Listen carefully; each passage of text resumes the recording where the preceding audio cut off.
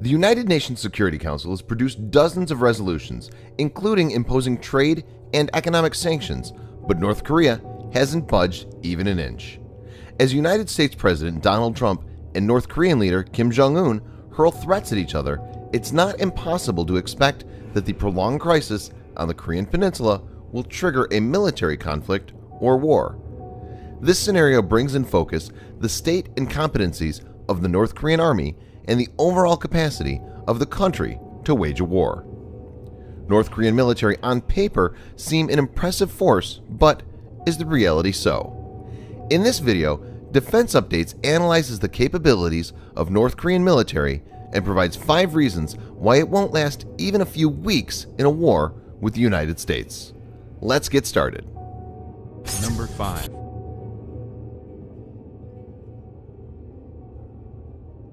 North Korean Navy has about 810 vessels, which in theory could seem a threat, but in practice is no more than a nuisance.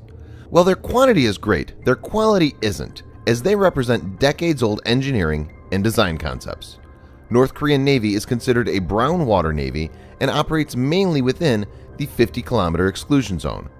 It has no aircraft carrier or destroyer and had only 3 frigates, which are no match to the advanced U.S. surface combatants.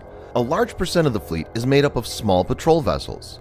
North Korean military is in possession of a fleet of about 70 submarines, comprised of approximately 20 Romeo-class submarines, 1,800 tons, 40 Sang-O-class submarines, 300 tons, and 10 Yono-class submarines, 130 tons. All of these submarines use diesel-electric propulsion and were designed in the 50s or 60s. They can only operate within 30 miles of the North Korean coast. These are also much louder compared to modern submarines and will easily be detected by U.S. submarines and the P-8 Poseidon, which U.S. will definitely deploy in the event of a conflict.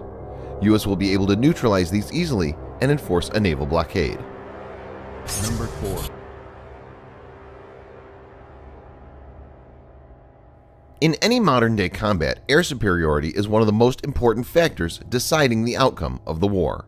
On paper, the North Korean Air Force possesses more than 500 combat-capable aircrafts, but almost all of them are 3rd generation and 4th generation ones. The MiG-29 is the KPAF's most modern fighter, and North Korea operates approximately only 40 of these. The whole air fleet has loads of service issues, as they are at the last leg of their service life and are grounded a lot of the times. Combat availability of the Air Force may be less than 50%. The air-to-air missiles equipping fighters are also far older in technology compared to what the U.S. possesses. F-22 and F-35 are a generation ahead of MiG-29 and are stealthy. In this scenario, the North Korean pilots will find it very difficult to detect and target them. The U.S., with far sophisticated fighters coupled with way better pilot training and strategy, is expected to quickly get air superiority over North Korean skies. Number 3. North Korea has more than 1.2 million active soldiers and a further 7.7 million in reserve, making its ground force one of the largest in the world. Its troops are bolstered by 200,000 special ops soldiers. But the troops are mostly ill-equipped with outdated weapons of Soviet era.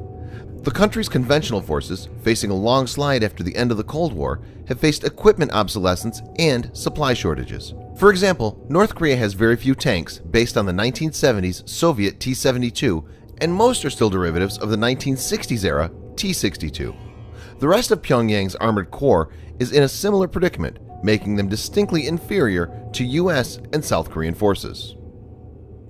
Number 2.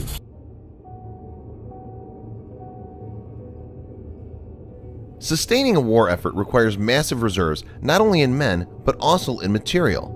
Napoleon is known to have said, "An army marches on its stomach." Not only will the relatively poor inventory of ammunition dwindle down in a few weeks, but also will the food supply. With these 2 basic items in short supply, the North Korean forces will not be able to continue fighting for long periods.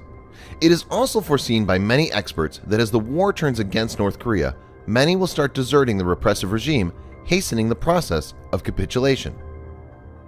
Number 1. North Korea is cut off from the world and basically has almost no allies.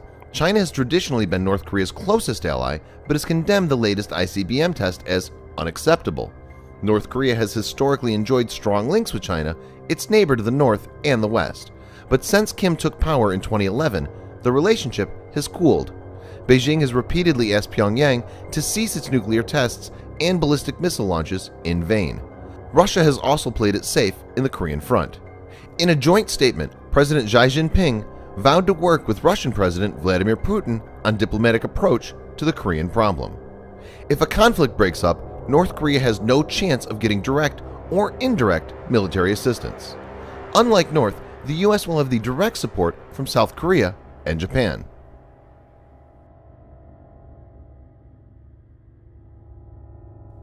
North Korea invests a huge proportion of its meager economy into its military, and its ambitious missile, nuclear, and cyber programs have caused widespread international alarm.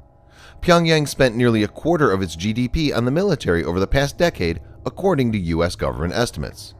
Being isolated from the rest of the world, it has failed to acquire modern technologies, and, as discussed in the video, its armed forces remain technologically handicapped. Strategically, North Korea doesn't have the required resources to wage a war for more than a few days, especially against the most powerful nation in the world.